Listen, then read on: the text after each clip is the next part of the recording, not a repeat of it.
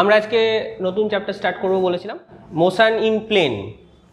আজকে আমরা যেটা পড়াবো সেটা হচ্ছে মোশন ইন প্লেন। আগের যে চ্যাপ্টারটা পড়েছিলাম সেটা ছিল মোশন ইন স্ট্রেট লাইন, রৈখিক গতি বাংলায় বললে। আর আজকে আমরা যেটা পড়বো সেটা হচ্ছে motion in plane. Motion in প্লেনের আন্ডারে অনেক কটা চ্যাপ্টার আছে, তার মধ্যে ফার্স্ট চ্যাপ্টার আমাদের আছে ভেক্টর। মোশন ইন প্লেনের মধ্যে ভেক্টর আছে, নিউটনস ল অফ মোশন আছে, তারপরে সার্কুলার মোশন আছে, এরকম কতগুলো চ্যাপ্টার আছে। আমরা আজকে যেটা স্টার্ট করছি সেটা হলো ভেক্টর। আচ্ছা, ভেক্টর সকলে জানা আছে কি জিনিস? কি ভেক্টর মানে? হ্যাঁ, মানে ম্যাগনিটিউড আছে, দুটোই আছে। মানে মোট কথা আমাদের যাদের ডাইরেকশন আছে, ডাইরেকশন থাকলেই সেটা হবে আমাদের ভেক্টর। এবার এই কথাটা কি ঠিক যে ডাইরেকশন থাকলেই সেটা ভেক্টর হবে? কিরকম?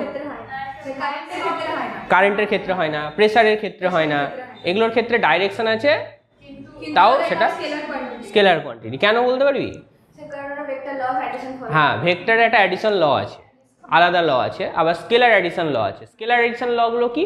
এমনি নর্মাল আমরা যে লগুলো জানি সেগুলো। আর ভেক্টর অ্যাডিশন ল মানে আলাদা ল, তোরা নাম শুনেছিস, ট্রায়াঙ্গুলার ল, প্যারালোগ্রাম ল, এই সমস্ত যে ল সেগুলো যারা মেনে চলে বা ওবে করে চলে তাদেরকে আমরা বলছি হচ্ছে ভেক্টর কোয়ান্টিটি। তাহলে ভেক্টর কোয়ান্টিটি হতে হলে আমাদের দুটো কন্ডিশন আমাদেরকে ভ্যালিড হতে হবে। নাম্বার ওয়ান কন্ডিশন ডাইরেকশন থাকতে হবে, অ্যাজ ওয়েল অ্যাজ আমাদেরকে যে লগুলো আছে ভেক্টর অ্যাডিশন, সাবস্ট্রাকশন, মাল্টিপ্লিকেশন, ডিভিশনের, সেই লগুলো আমাদেরকে দেখতে হবে, তবেই আমরা সেটাকে বলবো ভেক্টর কোয়ান্টিটি।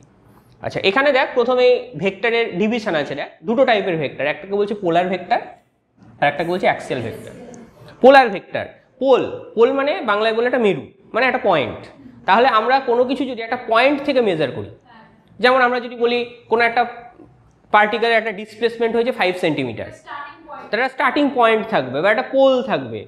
তাহলে যেগুলো মোট কথা আমাদের লিনিয়ার কেস বলতে গেলে লিনিয়ার ডিসপ্লেসমেন্ট বা লিনিয়ার অ্যাক্সিলারেশন বা লিনিয়ার ভেলোসিটি, বা যেগুলো আমরা পড়েছি অলরেডি, সেই লিনিয়ার কেস যেগুলো একদম স্ট্রেট লাইন বরাবর মুভ করে, সেই সমস্ত কেসগুলো সবসময় আমাদের পোলার ভেক্টরের মধ্যে পড়বে। অর্থাৎ পোলার ভেক্টরের যে এক্সাম্পলগুলো, সেই এক্সাম্পলগুলো এখানে যেমন দেওয়া আছে, দেখ ডিসপ্লেসমেন্ট, তারপরে হচ্ছে ফোর্স, এগুলো হচ্ছে আমাদের পোলার ভেক্টরের এক্সাম্পল। আরও এক্সাম্পল আছে, অ্যাক্সিলারেশন আছে, ভেলোসিটি আছে, যা হয় আমাদের সবই আছে।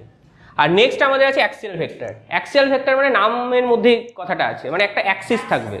যেমন রোটেশনাল মোশন যেগুলো হয় সেগুলো সবই কিন্তু আমাদের অ্যাক্সিয়াল ভেক্টরের মধ্যে পড়ে। রোটেশনাল মোশন বলতে গেলে টর্ক, তারপরে সার্কুলার মোশন রিলেটেড যে জিনিসপত্রগুলো, যেমন angular velocity, angular displacement, torque, angular momentum, এগুলো সবই আমাদের কিন্তু অ্যাক্সিয়াল ভেক্টরের মধ্যে পড়ছে।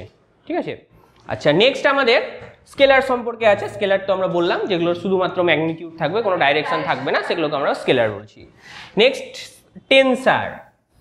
এটা একটু জাস্ট জেনারেল একটা আইডিয়া দিয়ে রাখি। টেনসার, আমরা ভেক্টর স্কেলার দুটো পড়ে নিয়েছি। টেনসার আমরা দেখ যখন স্কেলার ভেক্টর পড়বো তখন তোরা যেহেতু শিখেছিস তখন আমরা জানি ভেক্টরে সাধারণত অ্যাক্সিস আমাদের তিনটে হয়, তাই না?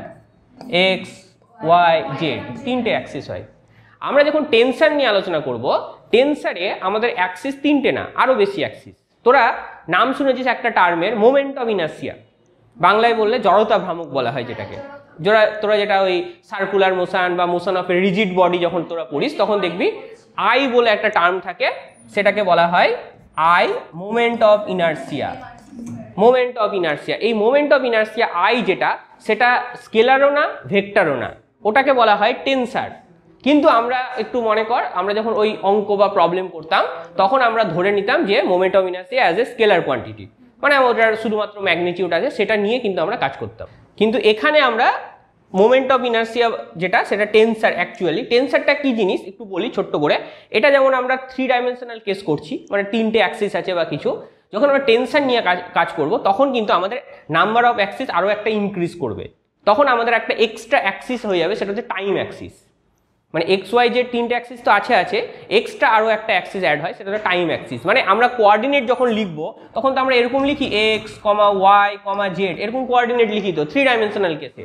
তখন যখন টেনসার নিয়ে আলোচনা করব তখন আমাদের একটা টাইম অ্যাক্সিস হবে এরকম করে, তখন আমরা সেই কোয়ান্টিটিগুলোকে বলছি আমরা টেনসার। এই টেনসারের যে ধারণা বা টেন্সার সম্পর্কে পড়াশোনা আমাদের এমএসসি লেভেলে আছে। যদি কেউ মানে ফিজিক্সে অনার্স বা এই সমস্ত যদি কেউ করে, এমএসসি লেভেলে এগুলো আছে, মানে গ্র্যাজুয়েশনেও নেই, এমএসসি লেভেলে আমাদের টেন্সার নিয়ে আলোচনা করা আছে। যাই হোক, ওটা নিয়ে আমাদের আর কিছু নাই। এখানে দেখ এক্সাম্পল দেওয়া আছে, moment of inertia, radius of gyration, এটাও নাম শুনেছিস তোরা, চক্রগতির ব্যাসার্ধ যেটাকে বলছি। তারপরে মডিউলাস অফ ইলাস্টিসিটি, যতগুলো হয় modulus of elasticity, young modulus হচ্ছে, এই টাইপের যেগুলো, সেগুলো সবই কিন্তু আমাদের টেন্সার কোয়ান্টিটির মধ্যে পড়ছে।